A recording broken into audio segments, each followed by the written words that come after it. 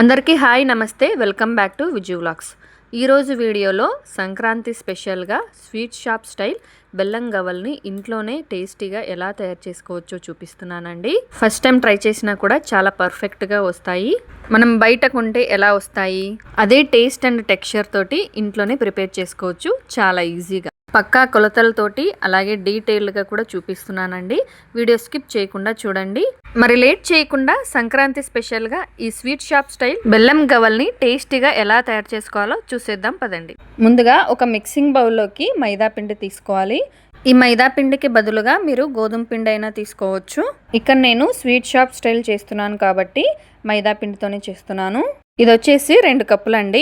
మైదా పిండి వేసుకున్న తర్వాత ఇందులోనే ఒక పావు కప్పు దాకా సూజీ రవ్వ, అదేనండి బొంబాయి రవ్వ వేసుకోవాలి. ఈ బొంబాయి రవ్వ వేసుకోవడం వల్ల గవ్వలు అనేవి క్రంచీగా క్రిస్పీగా వస్తాయి. సో ఆ క్రంచీనెస్ కోసం బొంబాయి రవ్వ ఖచ్చితంగా వేసుకోండి. ఇందులోనే కొద్దిగా సాల్ట్ వేసుకోండి. సాల్ట్ పడాలండి, అప్పుడే కొంచెం టేస్ట్ బాగుంటాయి. అలాగే చిటికెడు వంట సోడా కూడా వేసుకోండి. చివరగా 2 లేదా 3 టేబుల్ స్పూన్స్ దాకా నెయ్యి వేసుకోండి. ఈ నెయ్యి ప్లేస్లో మీరు బటర్ అయినా వేసుకోవచ్చు, అంతేగాని ఆయిల్ మాత్రం వేయకూడదండి. ఇప్పుడు వీటన్నిటినీ కూడా బాగా కలిసేలాగా మిక్స్ చేసుకోవాలి. ఇలా అంతా మిక్స్ చేసుకుంటూ ఉంటే ముద్ద కన్సిస్టెన్సీ వస్తుందండి. ఈ విధంగా ముద్దలాగా బైండింగ్ ఉండాలి.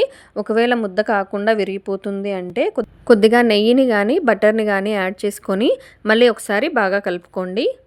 ఇప్పుడు కొద్దిగా వాటర్ యాడ్ చేసుకుంటూ ముద్దలాగా చేసుకోవాలి. కన్సిస్టెన్సీ చూసుకుంటూ వాటర్ యాడ్ చేసుకోండి. మరీ మెత్తగా ఉండకూడదు, అలాగే గట్టిగా కూడా ఉండకూడదండి. ఇక్కడ నేను వీడియోలో చూపిస్తున్నాను కదా, ఈ విధంగా సెమీ సాఫ్ట్గా ఉండాలి.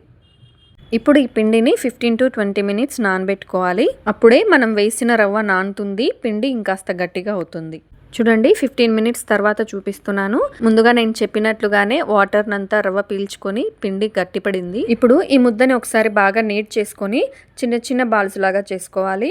ఈ గవ్వలకి రౌండ్గా చుట్టుకోవాల్సిన పని లేదండి, జస్ట్ వేళ్ళ మధ్య ఒకసారి అలా చుట్టుకుంటే సరిపోతుంది. ఇలాగే మిగిలిన పిండినంతా కూడా బాల్స్ లాగా చేసుకోండి. ఇప్పుడు గవ్వలు చేసుకోవాలి.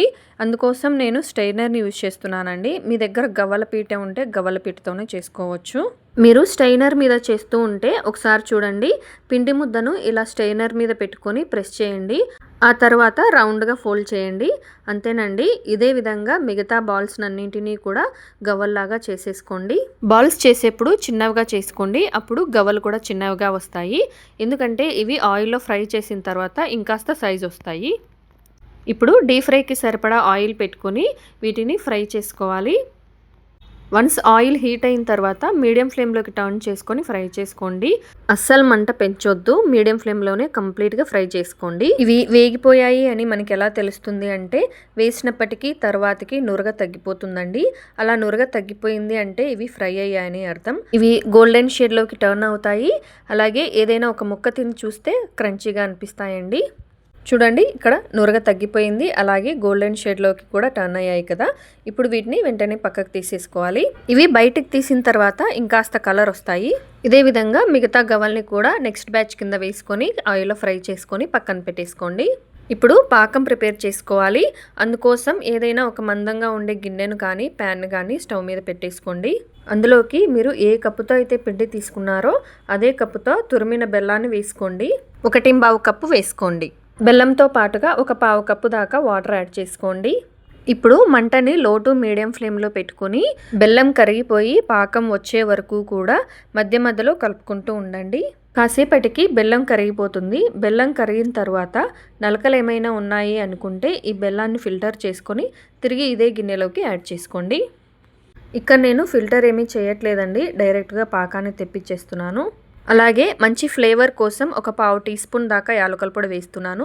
ఇది పూర్తిగా ఆప్షనల్ అండి, ఇష్టం లేని వాళ్ళు స్కిప్ చేయొచ్చు. అంతా కలిసేలాగా జస్ట్ ఒకసారి కలుపుకోండి. ఇప్పుడు మంటని లో ఫ్లేమ్లో పెట్టి పాకాన్ని చెక్ చేసుకుంటూ ఉండాలి. చూడండి కాసేపటికి ఇలా థిక్గా ముదురు పాకం వస్తుందండి.